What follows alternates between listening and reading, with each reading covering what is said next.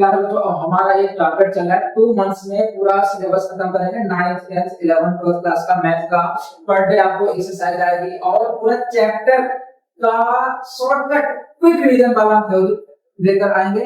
आपको पहले चैप्टर का शुरू करना है, एग्जाम्पल पढ़ना है, पूरा कांसेप्ट क्लियर हो जाएगा। उसके बाद ये एक्सरसाइज करना, आप शॉर्ट के साथ बोलोगे पूरा आपने देख लिया ना, पूरा अच्छे से समझ में आ जाएगा। 100 में से 100 नंबर लेकर आ सकते। हेलो पहले बच्चों हम पढ़ने वाले हैं क्लास 9 का पहला 1.1 एक्सरसाइज पढ़ेंगे। Is zero a rational number? क्या जीरो एक रेशनल नंबर है? बिल्कुल है। तो रेशनल नंबर क्या होते हैं? Those numbers which can be written in the form p by q। Rational numbers क्या होते हैं? Those numbers which can be written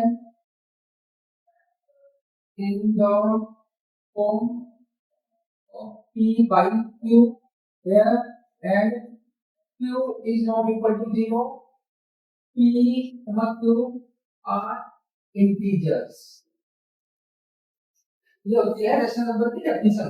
तो अच्छा जीरो बोला है तो हम क्या 0/1 लिख सकते हैं, ठीक है, इसका आंसर जीरो आएगा। 0/2 लिख सकते हैं, इसका भी आंसर क्या आएगा? जीरो आएगा।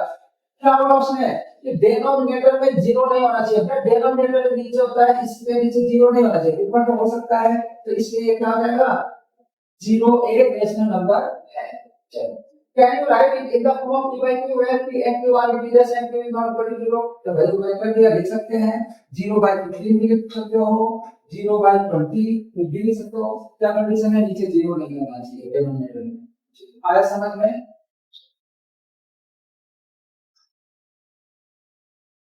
इसके ट्रिक बताऊंगा मैं। Find 6 rational numbers between 3 and 4। कुछ नहीं करना है आपको, बताऊंगा क्या दिया है, 3 दे दिया है एंड 4 दे दिया है। क्या आपको डेफिनेशन में पूछ रहा है वो 6 रेशनल नंबर्स, जितना पूछे उसमें एक ऐड करके न्यूमरेटर और डिनोमिनेटर में मल्टीप्लाई कर दो, सॉल्व कर आंसर आएगा। कैसे देखो, क्या मैं 3/1 लिख सकता हूं, 4/1 लिख सकता हूं? कितना पूछा? 6 पूछा है, तो मैं कितने से मल्टीप्लाई करूंगा? 6 + 1, ठीक आ जाएगा 7 × 7, या हो जाएगा हमारा 7 × 7। मैंने बोला न्यूमरेटर और डिनोमिनेटर ऊपर नीचे दोनों जगह मल्टीप्लाई करना है। सॉल्व करो, 7 3 जा 21/7 बन जा 7, 7 4 जा 28/7 बन जा 7। इसके बीच में सारे नंबर आएंगे, वही रेशनल नंबर हो जाएंगे। वैसे बहुत सारे होते हैं, तो बताओ क्या 21 के बाद क्या आता है? 22/7 आता है, 23/7 आ जाता है, 24/7 आ जाता है, 25/7 आएगा, 26/7 एंड 27/7। देखो काउंट करो 1 2 3 4 5 6। कितना पूछा था? हमने 6 पूछा था, इसलिए हमने 7 से मल्टीप्लाई किया। अगर वो 8 पूछता तो कितने से मल्टीप्लाई करते? क्या अगर 8 पूछता तो हम यहाँ पे 8 + 1 9 से ऊपर नीचे मल्टीप्लाई करके सॉल्व करके इसी तरीके से आंसर आ जाता है। आया समझ में? अगला क्वेश्चन देखो ध्यान से। Find 5 rational numbers between 3/5 and 4/5। अब इसमें कितना पूछा? 5 पूछा है, कितने से मल्टीप्लाई करोगे? 6 से। हम लिख ले रहे हैं 3/5 है हमारा, और यहाँ पे 4/5 है। कितना पूछा? 5 पूछा। तो मैंने कहा ट्रिक क्या है, इसमें एक ऐड करके न्यूमरेटर और डिनोमिनेटर में मल्टीप्लाई कर दो, तो बताओ क्या हो जाएगा? 5 + 1 6 से हमने ऊपर नीचे मल्टीप्लाई कर दिया। आया समझ में?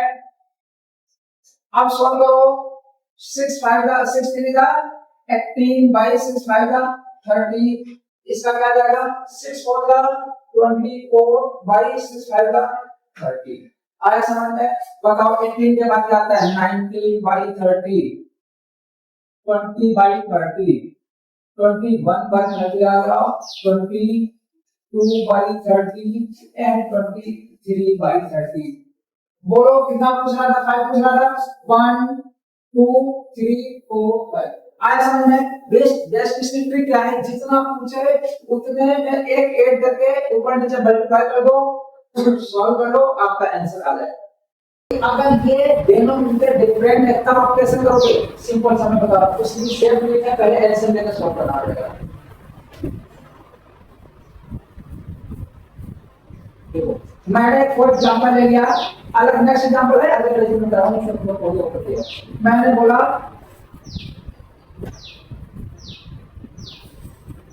Four rational number between 2/3 and 3/4। अब तो डिनोमिनेटर डिफरेंट है ना, पहला तो यहाँ क्या करेंगे 2/3 और 3/4, इसका एडिशन कितना आएगा 12 आएगा, तो हम क्या करेंगे यहाँ पे हम पहले 4 से मल्टीप्लाई करेंगे, इसकी यहाँ पे करेंगे 3 से। अगर ये प्राइम नंबर है तो इसकी मल्टीप्लाई इधर ऊपर नीचे, इधर वाले डिनोमिनेटर की मल्टीप्लाई इधर ऊपर नीचे, मतलब 4 टू का 8/4 3 का 12, यहाँ पे क्या आएगा 3 3 का 9/4 3 का 12। एक और से हमने एलसीएम लिया है। अब कितना पूछ रहा था, 4 पूछा है ना, तो ये 4 पूछा है, कितने से मल्टीप्लाई करोगे 4 + 1 मतलब 5 से।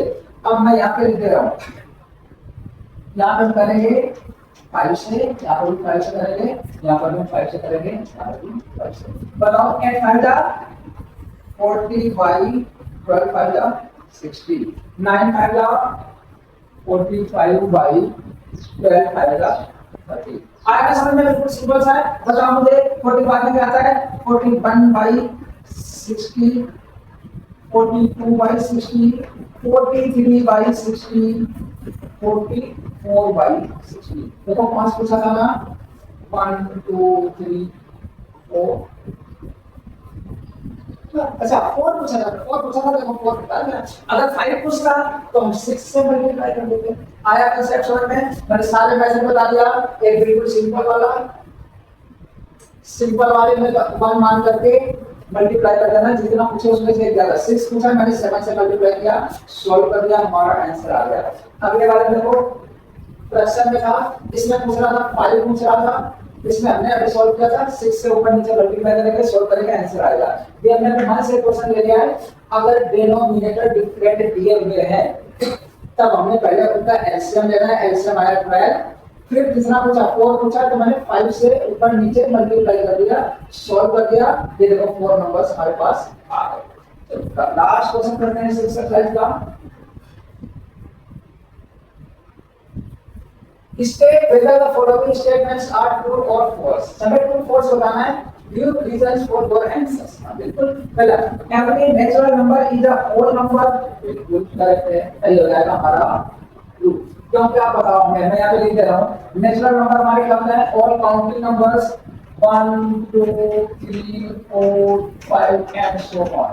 होल नंबर क्या होता है, होल नंबर में हम एक जीरो इंक्लूड करते हैं, इसके बाद में सारे नंबर यही वाले आ जाते हैं, 1 2 3 4 5 एंड सो ऑन। इंटीजर्स में क्या करते हैं, ध्यान से देखना, यस यस यस, माइनस का 3 माइनस का 2 माइनस का 1 0 1 2 3 4 एंड सो ऑन।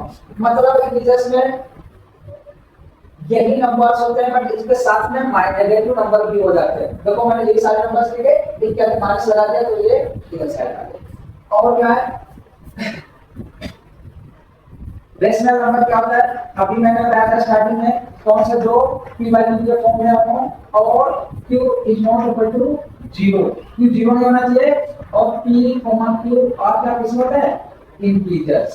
ठीक है ना, तो बेसिक है, बता चुका हूं पहले भी लेक्चर्स में। और क्या होते हैं, इरेशनल नंबर्स क्या होते हैं, इरेशनल नंबर्स हमारे हो जाएंगे दो p by q के फॉर्म में नहीं लिखे जा सकते। मैक्सिमम इसकी पहचान है, जो अंडर रूट में होते हैं, ठीक है, √2 √3 √4 नहीं होगा, क्योंकि 4 का स्क्वायर होता है, बाहर आ जाएगा एक्सेट्रा, और ये 5 हो जाता है। अब देखो ध्यान से, every natural number is a whole number, under जो ये सारे नेचुरल नंबर होल नंबर के अंदर रहेंगे, ये देखो सारे हैं ना, तो पहला ट्रू है। Every integer is a whole number, दूसरा फॉल्स है। फॉल्स क्यों है, अभी बता रहा हूं। इंटीजर में देखो ये माइनस की भी वैल्यू आ गई यहाँ पे, बट होल नंबर में तो माइनस की वैल्यू है ही नहीं, इसलिए दूसरा वाला क्या हो जाएगा, फॉल्स हो जाएगा। थर्ड बताओ, every rational number is a whole number, ये भी गड़बड़ कर दिया इसने। रेशनल नंबर का मान लिया हमने लिख दिया 2/3 1/5 एक्सेट्रा। रेशनल नंबर में फ्रैक्शन में भी होता है, बट होल नंबर में तो कोई भी नंबर फ्रैक्शन में नहीं है, इसलिए ये भी हमारा क्या हो जाएगा, आ गया होगा समझ में। ये एक्सरसाइज 1.1 मिस हो गई है।